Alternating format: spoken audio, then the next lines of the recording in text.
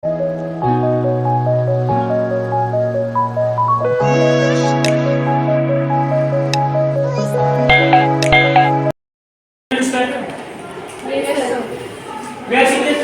जो है it is a living document. But tell me how the modifications.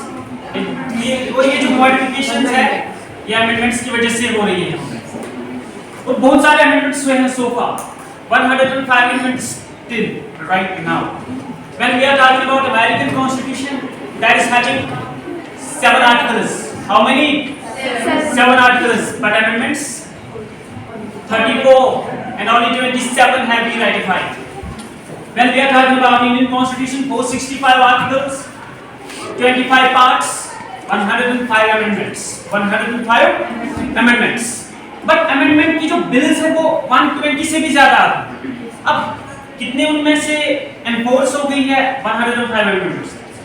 So out of these 105 amendments, you need to remember most important. And we will begin with 7th Amendment Act 1956. 7th Amendment Act 1956.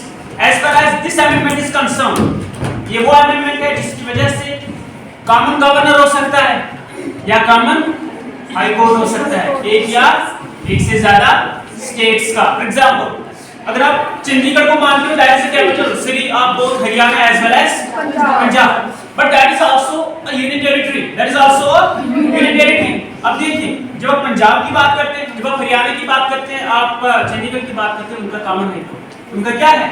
Common high court है उनका.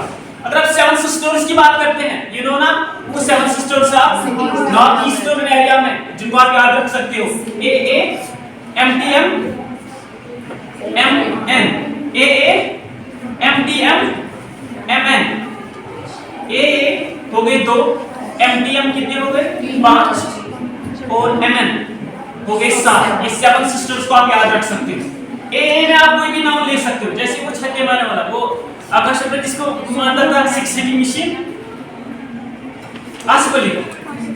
AA Arunachal and Assam, Arunachal Pradesh and Assam. MN is symbol of Magnese. M is Meghalaya, N is Nagaland. उसके बाद जो है वो है MTM, Masters in Tourism Management. Masters in Tourism Management. M यहाँ पर आएगा मिजोरम और T जो है that is Tripura and M is Manipur. ये सारे यहाँ पर आ गए. मेघालय, नागालैंड, मणिपुर, मिजोरम, त्रिपुरा, अरुणाचल प्रदेश एंड असम. सो ये वो 7 सिस्टर्स हैं जिनको आप याद रख सकते हो. AA, MN, MTM. AA, MN, MTM. आसिफली manganese masters in tourism management. अब तो उनका भी बहुत सारी स्टेट्स का जो है आपस में कॉमन हाई कोर्ट होता है, जिस तरह से union territory that is Andaman and Nicobar, उसका वेस्ट बंगाल के साथ जो है. अब यहाँ पे जो अमेंडमेंट्स की बात कर रहे हैं, अमेंडमेंट नंबर 7 1956 ये कहता है there can be a common high court, there can be a common governor for more than 1 or 2 states. Amendment number 24 ये कहता है, जो 1971 में आया, अमेंडमेंट नंबर 24 ये कहता है, जहां तक काउंसिल अमेंडमेंट्स की बात है, we need to have compulsorily the assent of president on the amendments.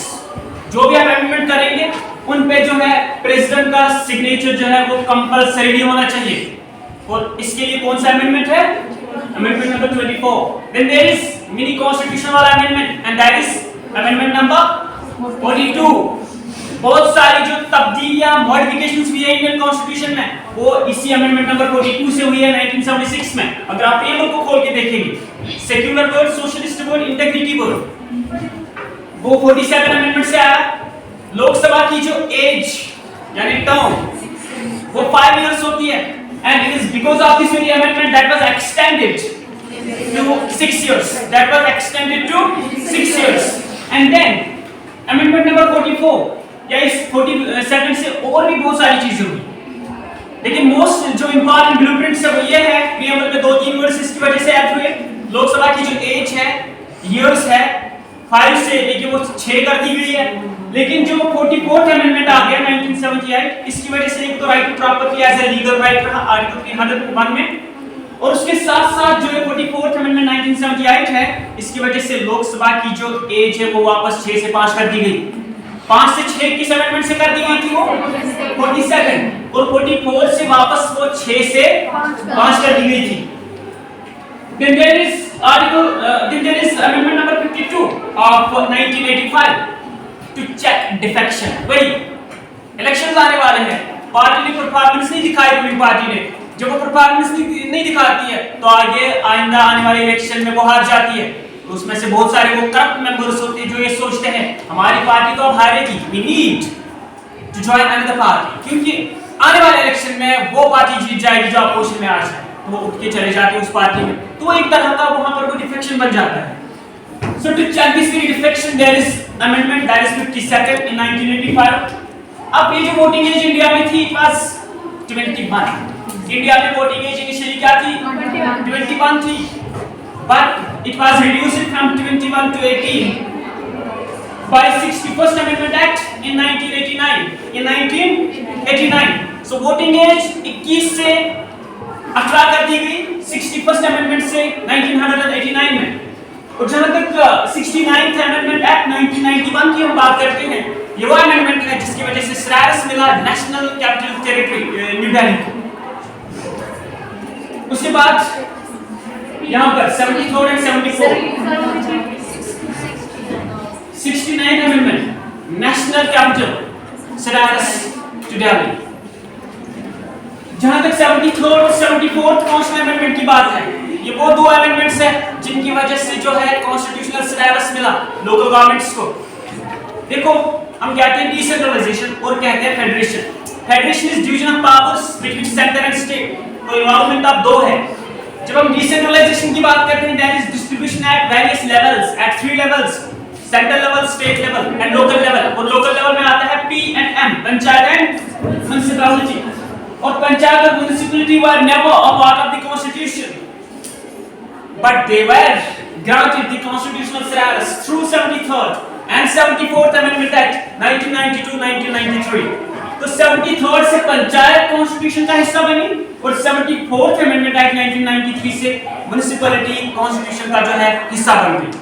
और उन्हीं की वजह से कुछ दो पार्ट्स ऐड भी हुए और दो शेड्यूल्स 11th एंड 12th भी ऐड हुए। उसके बाद वो अमेंडमेंट जिसकी वजह से एक चीज 3 चैप्टर्स में 3 जगहों पर 3 आर्टिकल्स में ऐड हुआ, that is right to education, and the amendment for that act is 86th Amendment Act 2002। Then there is 91st Amendment Act 2003 जो कहता है you don't need to have council of ministry more than 15% of your membership of the house including the prime minister। तो 15% से ज्यादा आप council of minister में लोग नहीं रख सकते। ये आ गया अमेंडमेंट नंबर 91 2003 में। उसके बाद जो है 97th अमेंडमेंट एक्ट 2011। 91st में आप काउंसिल ऑफ मिनिस्ट्री जो है उसमें 15% से ज्यादा मेंबर्स नहीं रख सकते in proportion to the membership of the house, in proportion to the membership of the house including prime minister. और जहां तक 97th की बात है, इट इज कोऑपरेटिव सोसाइटीज, और ये कोऑपरेटिव सोसाइटीज जो थी इनको कॉन्स्टिट्यूशनल स्टेटस नहीं था। So cooperative societies were granted the constitutional status through 97th amendment act 2011। So cooperative societies भी कॉन्स्टिट्यूशन का हिस्सा बनी 97 अमेंडमेंट एक्ट से। Then there is amendment number 101 2017 that is introduction of GST, goods and services tax। So goods and services tax 101 amendment 2017। then there is 102। और जहां तक 102 amendment की बात है, इसकी वजह से जो है नेशनल कमीशन बैकवर्ड क्लासेस का, किनका बैकवर्ड क्लासेस का जो नेशनल कमीशन है वो कॉन्स्टिट्यूशन का हिस्सा नहीं था। और इसी 102 अमेंडमेंट जो 2018 में हुआ, इस 102 अमेंडमेंट की वजह से national commission of backward classes को मिला constitutional status. Then there is 103 amendment. 103 amendment year was 2019 when EWS reservation was given। Economically weaker sections जो होंगे उनको रिजर्वेशन मिल रही है एडमिशंस में, जॉब्स में, और वो रिजर्वेशन वो EWS उनको वो रिजर्वेशन 103 अमेंडमेंट 2019। और उसके बाद जो इंपॉर्टेंट अमेंडमेंट लेटेस्ट हुआ 105 से पहले दैट इज 104। ये वो अमेंडमेंट है जिसकी वजह से जो लोकसभा में 2 सीट्स असेंबलीज में एक सीट, जे.एंड.के असेंबली में एक सीट थी एंग्लो इंडियन कम्युनिटी की, और लोकसभा में 2 सीट्स थी एंग्लो इंडियन कम्युनिटी की, वो अबॉलिश कर दी गई। So abolition of the seats for the Anglo-Indian community in Parliament, in Lok Sabha, in assemblies in 2020 by amendment number 104. So 104 amendment से abolish कर दी गई किनकी सीट्स? Anglo-Indian communities की। वहाँ अगर जे.एंड.के असेंबली की बात करेंगे तो एक सीट उनके लिए थी। अगर आप लोकसभा की बात करते हैं तो वहाँ पर उनकी 2 सीट्स थी, क्योंकि हम मेंबरशिप लोकसभा की कहते हैं 552, but right now it is 550, but exactly it is 545 या 543। सो जब ये 552 थी, अब ये 551 थी, लेकिन जब हम एग्जैक्टली इसकी बात करते हैं वो 543 है, 543 है। सो abolition of 2 seats of Anglo-Indian community by 104th amendment 2020। सो ये वो इंपॉर्टेंट अमेंडमेंट्स है जो आपको ना पूछी जाएंगे बार-बार, तो ये बहुत इंपॉर्टेंट है। बाकी भी इंपॉर्टेंट है, लेकिन ये एक्स्ट्राऑर्डिनरी इंपॉर्टेंट है। जिस तरह से कुछ आर्टिकल्स इंपॉर्टेंट है, इसी तरह से ये अमेंडमेंट्स भी इंपॉर्टेंट है। Next we will study law. जो हमारा नया टॉपिक है वो है लॉ। वो क्या है?